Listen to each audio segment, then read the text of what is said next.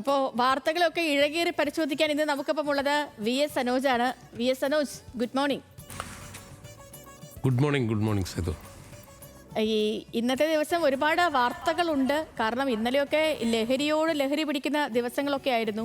പിന്നെ അതിനൊപ്പം പെഹൽഗാം ഭീകരാക്രമണം. പക്ഷേ അതിനൊക്കെ പുറമെ എനിക്ക് തോന്നുന്നു ഈ VS സനോജിനെ സംബന്ധിച്ച് ഇന്ന് കുറച്ച് സങ്കടമുള്ള ദിവസം കൂടിയായിരിക്കും. കാരണം സംവിധായകൻ എന്ന നിലയിൽ കൂടി ഷാജി എൻ കരുണുമായി വളരെ അടുത്ത് വ്യക്തിബന്ധമുള്ള വ്യക്തി കൂടിയാണല്ലോ VS സനോജ്.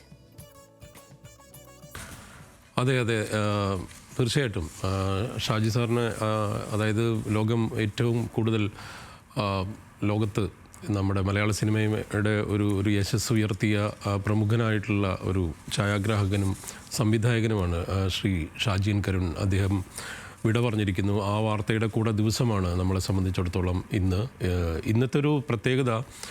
നമ്മൾ കശ്മീരിലെ ഭീകരാക്രമണമുണ്ട്, അതുമായി ബന്ധപ്പെട്ട അലയുലി നടക്കുന്നു, അല്ലെങ്കിൽ അതിൻ്റെ അതിർത്തിയിലെ സംഘർഷവുമായി ബന്ധപ്പെട്ടും അതിൻ്റെ ഡിപ്ലോമാറ്റിക് സ്റ്റെപ്പുകളുമായി ബന്ധപ്പെട്ടൊക്കെ വലിയ മാറ്റങ്ങൾ നടക്കുന്നൊരു ദിവസങ്ങളിലൂടെയാണ് നമ്മൾ കടന്നു പോകുന്നത്. പക്ഷേ ഇന്ന് മറ്റു തരത്തിലുള്ള ധാരാളം വാർത്തകളുള്ള ദിവസം കൂടിയാണ്. കാരണം ഒരു പക്ഷേ വേറെ തരത്തിൽ പറഞ്ഞാൽ കശ്മീർ ഭീകരാക്രമണത്തിൻ്റെ വാർത്തകളുടെ ആ ഒരു കുത്തൊഴുക്കിൽ നിന്ന് മറ്റ് വിഷയങ്ങളിലേക്ക് കൂടെ കേരളത്തിലെ അല്ലെങ്കിൽ ഇന്ത്യയിലെ പത്രമാധ്യമങ്ങൾ, പ്രത്യേകിച്ച് കേരളത്തിലെ പത്രങ്ങൾ മാറി തുടങ്ങിയ അല്ലെങ്കിൽ മറ്റ് വാർത്തകൾക്ക് കൂടുതൽ ഇടം നൽകിയ ഒരു ദിവസം എന്ന് കൂടി വേണമെങ്കിൽ നമുക്ക് പറയാം.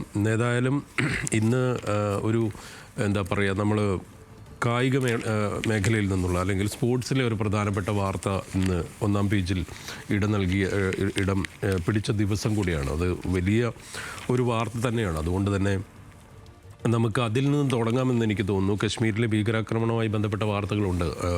പക്ഷേ ഇന്നത്തെ ഏറ്റവും അത്ഭുതപ്പെടുത്തിയ ഇന്നലത്തെ IPL പ്രകടനത്തിൽ നിന്നാണ് ഇന്ന് മലയാളത്തിലെ മാധ്യമങ്ങളുടെ തലക്കെട്ടുകളിൽ ഇടം പിടിച്ചിരിക്കുന്നത്.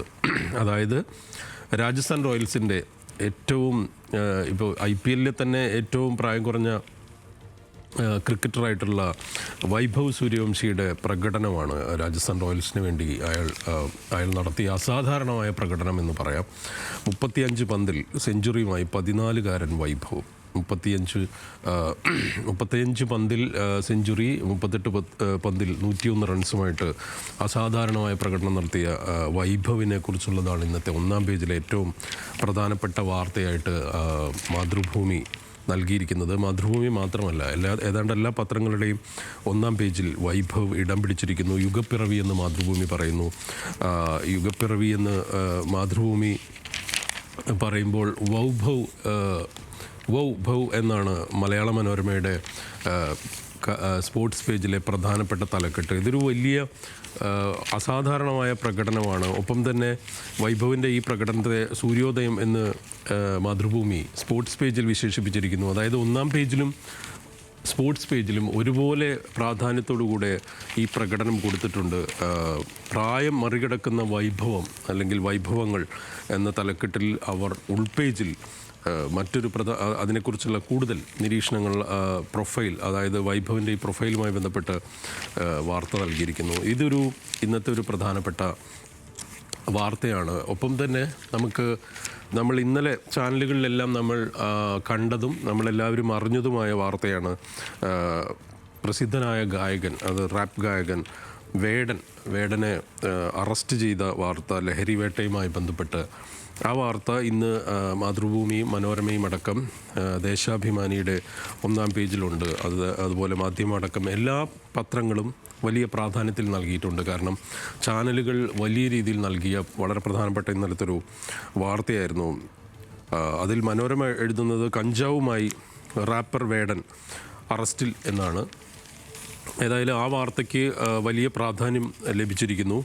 ഒപ്പം സേതു നേരത്തെ പറഞ്ഞതുപോലെ പിറവിയുടെ സംവിധായകൻ ഷാജി എൻ കരുണ് വിട യുഗാന്ത്യം എന്ന് പറഞ്ഞുകൊണ്ട് മാതൃഭൂമിയും ഒപ്പം തന്നെ മലയാള മനോരമയും ആ വാർത്തയ്ക്ക് വലിയ പ്രാധാന്യം, എല്ലാ ദേശാഭിമാനിയും മാധ്യമം അടക്കം കേരളത്തിലെ എല്ലാ പത്രങ്ങളിലെയും പ്രധാനപ്പെട്ട വാർത്തകളിലൊന്ന് വിഖ്യാത ചലച്ചിത്രകാരൻ ഷാജി എൻ കരുൺ വിടവാങ്ങി എന്നുള്ളതാണ്.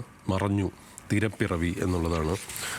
കാൻ ചലച്ചിത്രമേളയിൽ 89-ൽ പിറവി ക്യാമറ ഡിയോർ എന്ന് പറയുന്ന, അതായത് അവിടുത്തെ സ്പെഷ്യൽ ജൂറി മെൻഷൻ പുരസ്കാരം നേടിയ സിനിമ, അതിനുശേഷം സ്വം എന്ന് പറയുന്ന സിനിമ പാംഡിയോറിന് നോമിനേറ്റ് ചെയ്യപ്പെട്ടതാണ്. നമുക്കറിയാം ഒരുപാട് മികച്ച സിനിമകളുടെ ഭാഗമായിട്ടുള്ള അല്ലെങ്കിൽ ഛായാഗ്രാഹകനും സംവിധായകനുമാണ്. ഷാജി എൻ കരുണിൻ്റെ വാർത്തയെ സംബന്ധിച്ച് ആ വാർത്ത വലിയ പ്രാധാന്യത്തോടെ നൽകിയിരിക്കുന്നു. മറ്റൊരു പ്രധാനപ്പെട്ട വാർത്ത, അതായത് ഇന്ന് മാതൃഭൂമിയും മലയാള മനോരമയും രണ്ട് വ്യത്യസ്തമായ വാർത്തകൾക്ക് പ്രാധാന്യം നൽകിയിട്ടുണ്ട്. അതായത് വയനാട് സാലറി ചലഞ്ച് സമ്മതപത്രം നൽകിയിട്ടും പണം നൽകാതെ 20,000 ജീവനക്കാർ എന്ന് പറയുന്ന ഒരു വാർത്ത ഒന്നാം പേജിൽ പ്രാധാന്യത്തോടുകൂടെ നൽകിയിരിക്കുന്നു. വയനാട് ചൂരൽമല ഉരുൾപൊട്ടലുമായി ബന്ധപ്പെട്ട ദുരിതാശ്വാസ നിധിയിലേക്കുള്ള സമാഹരണവുമായി ബന്ധപ്പെട്ടൊരു വാർത്ത മാതൃഭൂമി വലിയ പ്രാധാന്യത്തോടുകൂടെ നൽകിയിരിക്കുന്നു.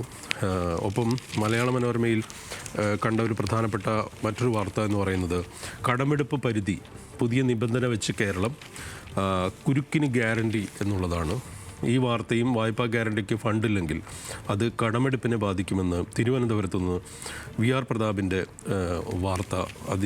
വി ആർ പ്രതാപ് എഴുതിയൊരു പ്രധാനപ്പെട്ട വാർത്തയാണ്. വിവിധ സ്ഥാപനങ്ങളുടെ വായ്പകൾ നൽകുന്ന ഗ്യാരണ്ടിയുടെ 1% തുക നിശ്ചിത ഫണ്ടിലേക്ക് മാറ്റിവെച്ചില്ലെങ്കിൽ അത് സംസ്ഥാനത്തിൻ്റെ കടമെടുപ്പ് പരിധിയിൽ വെട്ടിക്കുറയ്ക്കുമെന്ന് കേന്ദ്രം പറഞ്ഞിരിക്കുന്ന വാർത്ത ഇന്ന് വലിയ പ്രാധാന്യത്തോടുകൂടെ നൽകിയിട്ടുണ്ട്. ഒപ്പം മലയാള മനോരമയിൽ കൗതുകകരമായൊരു വാർത്ത ഉണ്ട്. ആ വാർത്തയെക്കുറിച്ച് പറയേണ്ടതുണ്ട് എന്ന് ഞാൻ കരുതുന്നു. കാരണം കോൺഗ്രസിൻ്റെ പെരുമാറ്റച്ചട്ടപ്രകാരം ചടങ്ങ് നടത്തിയ കോഴിക്കോട് നിന്നുള്ള ഒരു കൗതുക വാർത്തയും കൂടിയാണ്. ഒപ്പം നമുക്കറിയാം കോൺഗ്രസിൻ്റെ പല യോഗങ്ങളിലും സ്റ്റേജിലിടം പിടിക്കാൻ വേണ്ടിയും ഫോട്ടോയ്ക്ക് പോസ് ചെയ്യാൻ വേണ്ടിയും നേതാക്കളും പ്രധാനപ്പെട്ട പ്രവർത്തകരടക്കം ഈ തിക്കും തിരക്കും കൂട്ടുന്ന കാഴ്ച കോൺഗ്രസ്സിന് തന്നെ നാണക്കേടുണ്ടാക്കുകയും പ്രമുഖരായിട്ടുള്ള നേതാക്കൾ ആ കാര്യത്തിൽ കൃത്യമായ ശാസനയും താക്കീതും നൽകുന്ന സാഹചര്യം ഉണ്ടായിരുന്നു. അതിലേതായാലും ഇടപെട്ടുകൊണ്ട് കസേരയിൽ പേരെഴുതി ചീത്തപ്പേര് വായിക്കാൻ എന്ന് പറഞ്ഞ് കൂട്ടയിടി നടന്ന കോഴിക്കോട് DCCയിൽ തന്നെ അതിന് തുടക്കമായി എന്ന് പറഞ്ഞുകൊണ്ട് ഒരു വാർത്ത നൽകിയിരിക്കുന്നു. ഏതായാലും ഇന്ന് മറ്റൊരു നമുക്കറിയാവുന്ന പോലെ പഹൽഗാം അയവില്ലാതെ സംഘർഷം എന്ന് ദേശാഭിമാനി എഴുതുന്നുണ്ട്. അതുപോലെ ഇതുമായി ബന്ധപ്പെട്ട പ്രധാനപ്പെട്ട വാർത്ത എന്ന് പറയുന്നത് ഇന്നലെ നമ്മൾ റിപ്പോർട്ട് ചെയ്തതുപോലെ യൂട്യൂബ് ചാനലുകൾ ഉൾപ്പെടെ പാകിസ്ഥാനിൽ നിന്നുള്ള 16 യൂട്യൂബ് ചാനലുകൾ നിരോധിക്കുകയും അതിൽ ഷോയിബ് അക്തറിൻ്റെ യൂട്യൂബ് ചാനൽ ഉൾപ്പെടെയുണ്ട്. മറ്റൊന്ന് കേന്ദ്രം BBC-യുടെ റിപ്പോർട്ടിംഗ് സ്റ്റൈലിനെ സംബന്ധിച്ച് ഒരു പരാതി അല്ലെങ്കിൽ ഒരു നീരസം പ്രകടിപ്പിച്ചു എന്നുള്ള വാർത്ത ഇംഗ്ലീഷ് മാധ്യമങ്ങൾ പ്രത്യേകിച്ച് ടൈംസ് ഓഫ് ഇന്ത്യയും ഇന്ത്യൻ എക്സ്പ്രസും ഹിന്ദുവും ഒക്കെ എഴുതിയിരിക്കുന്നു.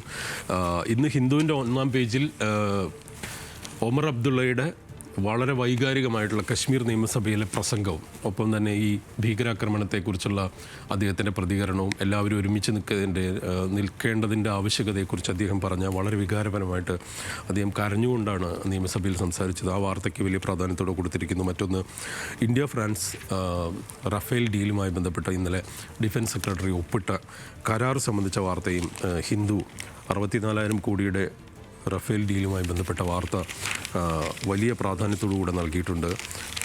മറ്റൊരു പ്രധാനപ്പെട്ട വാർത്ത എന്ന് പറയുന്നത് സുപ്രീം കോടതിയിൽ നിന്നുള്ള ഒരു വാർത്തയാണ്. അതായത് സുപ്രീം കോടതി OTT പ്ലാറ്റ്ഫോമുകളിലെ സെക്ഷുവലി എക്സ്പ്ലിസിറ്റ് ആയിട്ടുള്ള കണ്ടൻറ്റുമായി ബന്ധപ്പെട്ട് അതിനൊരു റെഗുലേറ്റ് ചെയ്യണം എന്നാവശ്യപ്പെട്ടുകൊണ്ടുള്ള ഹർജിയിൽ സുപ്രീം കോടതി കേന്ദ്രത്തിന് നോട്ടീസ് അയച്ചിരിക്കുന്നു എന്ന് പറയുന്ന ഒരു പ്രധാനപ്പെട്ട വാർത്തയും ഏതായാലും സുപ്രീം കോടതിയിൽ നിന്ന് OTT പ്ലാറ്റ്ഫോമിലെ കണ്ടൻറ്റുമായി ബന്ധപ്പെട്ട് നമ്മൾ വലിയ ചർച്ചകളും വിവാദങ്ങളൊക്കെ നിൽക്കുന്നൊരു സമയമാണ്.